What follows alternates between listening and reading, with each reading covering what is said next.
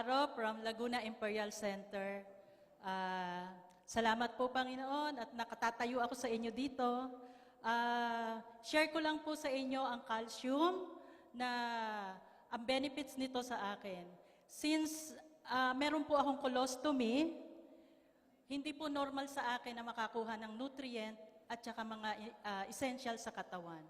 Alam niyo po nang ginawa ko, nag-take ako ng Atomy, calcium, dahil may brain fog, yung sleep po natin hindi tama, nanonormalize na siya. So, ang lakas ko ngayon, dahil nagtatake ako nito ng umaga at saka sa gabi, nagnormal na yung aking pagtulog. Nakagagawa ako sa lahat ng mga ginagawa ko sa umaga, sa hapon, pero alam niyo po, pagka kayo ay merong colostomy bag, hindi po biro na kayo ay laging malakas, dapat na babalance nyo yon.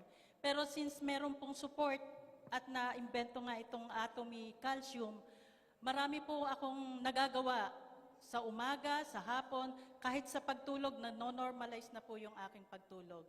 Kaya nagpapasalamat po ako sa Atomy na calcium.